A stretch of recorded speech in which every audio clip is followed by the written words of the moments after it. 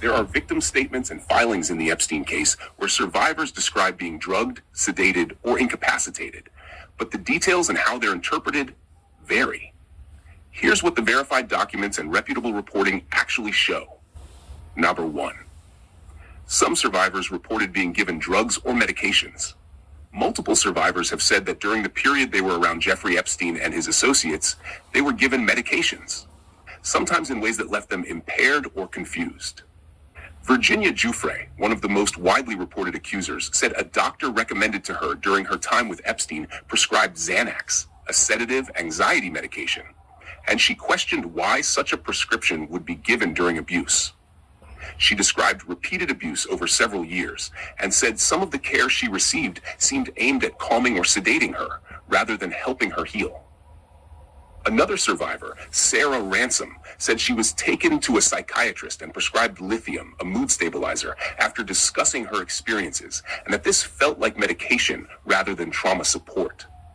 These aren't date rape drug claims in the classic sense, but they are documented accounts of survivors being medicated while in Epstein's orbit, and survivors and lawyers have described this as part of a pattern of manipulation or control. Some new files reportedly include a specific claim about scopolamine. In the newly released Epstein files, some documents include an unusual written account.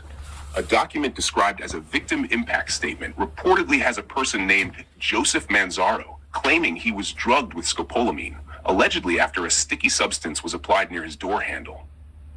This has not been widely reported in mainstream press outside of a few outlets, and has not been independently verified by law enforcement. So while it appears in the released files, it's important to note, a victim impact statement is a personal account, not a legal or medical confirmation of causation. The identity and legal context of this statement are not fully clear from current reporting. Number 3. Many survivors have described losing consciousness, confusion, or blackout experiences, but without confirmed toxicology. In broader victim testimony, especially in Maxwell and Epstein cases, some survivors testified they came in and out of consciousness during assault. According to one account in an FBI intake memo, a victim said she came in and out of consciousness during abuse, though no specific drug was medically confirmed in that instance. Medical toxicology evidence, blood tests, is generally required to confirm drugging, and in most publicly available cases, this type of lab confirmation isn't part of what has been released so far.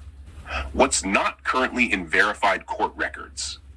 So far, there is no publicly released forensic toxicology report confirming that Epstein drugs with scopolamine or any other mind-altering substance administered through skin contact or any covert delivery. The scopolamine reference appears only in emails and at least one victim impact statement from the newly released files, not in official criminal findings. Context about why medication shows up in accounts. Experts and journalists have noted that some of Epstein's staff and connected medical providers prescribed or administered sedatives or psychiatric medications to young women who had been victimized. In abuse cases, sedation or manipulation can be part of grooming/control tactics, but each allegation needs medical corroboration to rise to confirmed evidence. Survivors have testified they were prescribed or given sedatives like Xanax by medical professionals associated with Epstein, psychiatric drugs like lithium after reports of abuse. These are documented in published reporting based on survivor interviews and legal filings. Newly released files reportedly include a victim impact statement that mentions being drugged with scopolamine, but this is not yet independently verified as proven or tied directly to Epstein activity. Other injury statements describe loss of consciousness or confusion, but without toxicology confirmation. There is currently no authoritative medical or legal finding that Epstein routinely used a specific mind-altering drug verified by testing to incapacitate victims.